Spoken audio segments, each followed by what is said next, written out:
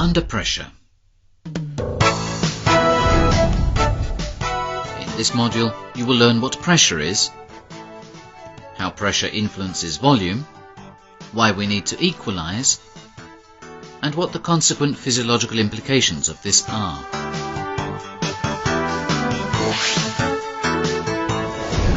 Pressure and depth.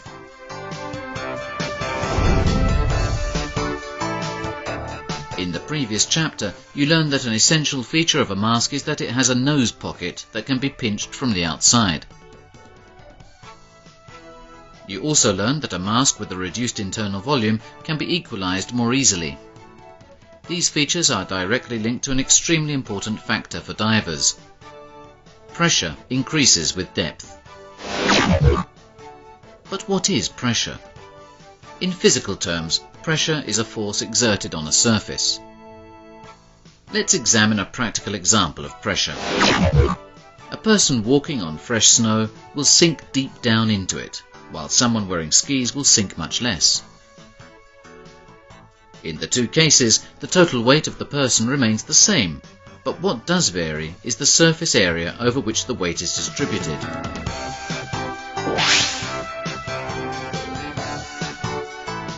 Skis increase the surface area, so each single unit of the surface area has to bear a lesser amount of the total weight. There are different units of measurement for pressure. Kilogram per square centimetre, which is equal to the force of 1 kilogram spread over a surface of 1 square centimetre, or psi, pounds per square inch. Let's now take a look at our planet. All around the Earth, there is a layer of air that goes from the Earth's surface up to a great height. This is our atmosphere. Molecules of air have weight. This means that the Earth's surface and all the objects on it bear the weight of all the molecules above. This force, generated by the weight of the air molecules, is known as atmospheric pressure. At sea level, the sum of the weight of all the air molecules above is equal to 1 atmosphere. Just a little more than 1 kilogram per square centimetre, or 14.7 psia. As we go up a mountain, the column of air above us decreases, and therefore the pressure is less than 1 atmosphere.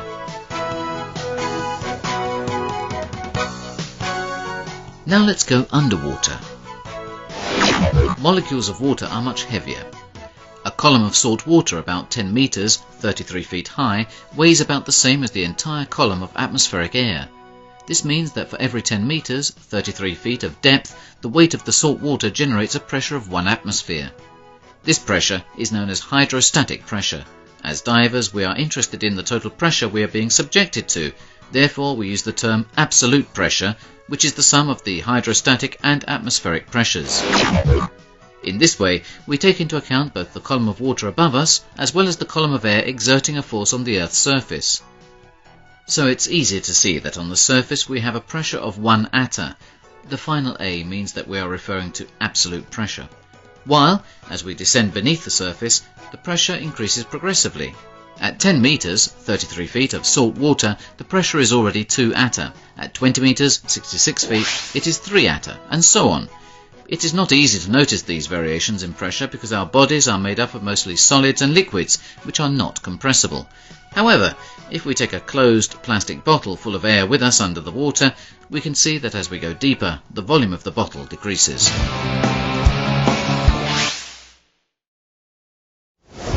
Pressure and volume. This means that there is a relationship between pressure and the volume of a gas. In fact, we have seen that the deeper we go, the more the pressure increases and the smaller the volume of the bottle becomes. Therefore, as we descend, the volume of a gas decreases. If we fill a bottle with air under the water and leave the top off, as we bring it up to the surface, we will see the air escaping from the bottle as it expands. Therefore, as we ascend, the volume of gas increases. This relationship between pressure and volume is inversely proportional, meaning that as one factor increases, the other decreases and vice versa. This also means that if the absolute pressure doubles, the volume of a gas halves. If the absolute pressure triples, the volume becomes a third of its original size, and so on. The only parts of the human body that can be affected by these variations in volume are the air spaces. An airspace behaves differently if it is directly connected to the outside and when it is closed. If we take an upside-down glass full of air under the water, as the pressure increases, the volume of air decreases as the water enters the glass.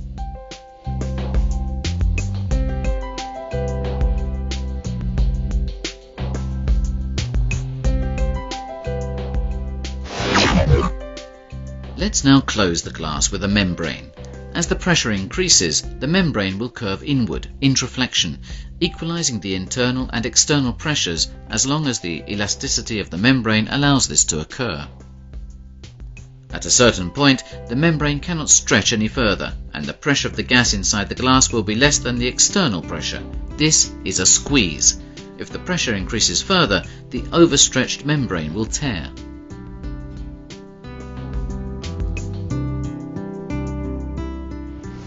To prevent pressure imbalance and the eventual rupture of the membrane, it is enough to emit gas into the cavity to equalize the internal pressure with the external one.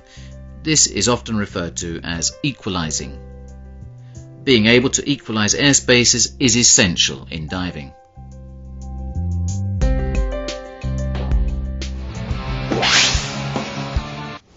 Equalizing. Before we continue, we have to find out what type of air spaces we have in our bodies. Our lungs are the largest airspace in our bodies, but as scuba divers they are equalized automatically as we breathe in and out. In free divers, who hold their breath underwater, the lung volume is reduced. It is prevented from reducing too much by a spontaneous reaction that increases the flow of blood to the chest area. This phenomenon is known as blood shift. Another airspace, this time artificial, is the cushion of air trapped inside the mask. As the face seal is soft, the volume of this cushion of air decreases as the pressure increases. However, when the mask reaches the point where it can no longer deform, for example because the rigid frame is pushing against the nose, the pressure inside the mask will be less than the external pressure. Such a pressure difference may cause the capillaries in the eyes to break, causing bleeding and making the eyes red. It is very easy to prevent this effect, known as mask squeeze. Just blow a little air out through your nose into the mask as you descend. This is why the nose is enclosed inside the mask. You cannot use swimming goggles for diving. A mask with a reduced internal volume is easier to equalize because you need to exhale a smaller amount of air into it.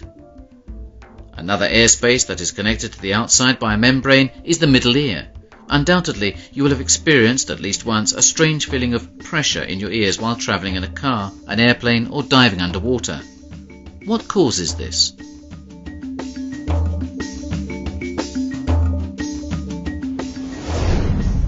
The ear is made up of three parts. The outer ear is an open space in contact with the outside and therefore subject to changes in the external pressure. The inner ear, where the organs of balance and hearing are located, is made up of liquids and solids. Instead, the middle ear is an airspace separated from the other two parts by membranes. The one dividing the middle and outer ear is known as the eardrum. The middle ear is connected to the mouth by a tube known as the auditory tube or Eustachian tube.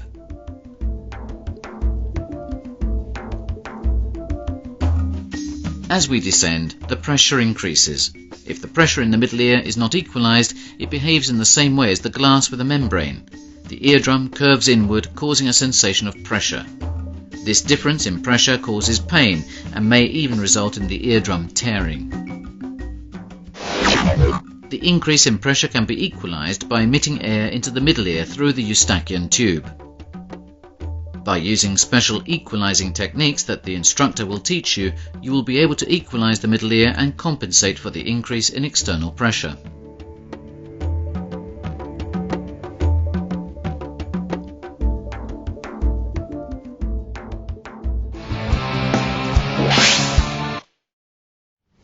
Pressure imbalances on ascent. Let's now take a look at what happens if the external pressure decreases, as it does, for example, on ascent.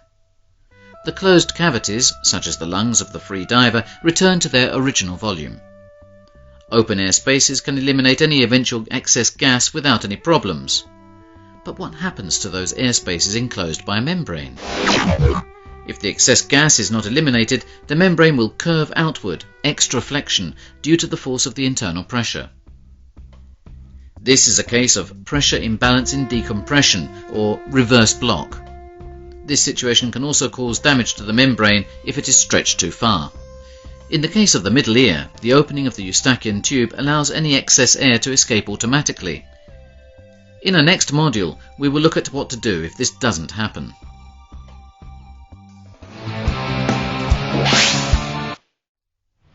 Physical fitness and health.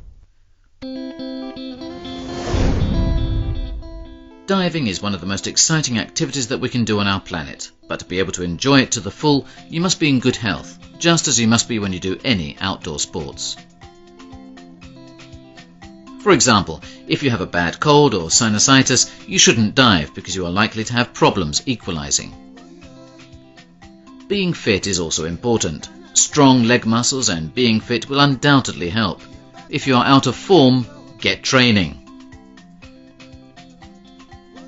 The best training for divers is swimming with fins, mask and snorkel, but any other aerobic exercises, jogging, cycling, spinning, etc.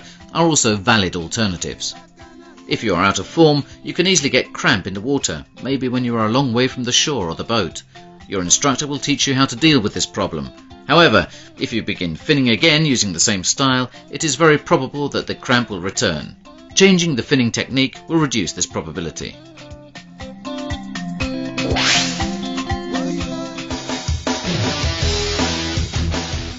In the next module, we will examine heat loss and how it can be prevented, look at buoyancy in the water and how it can vary, analyse some physiological aspects of diving, and find out what shallow water blackout is.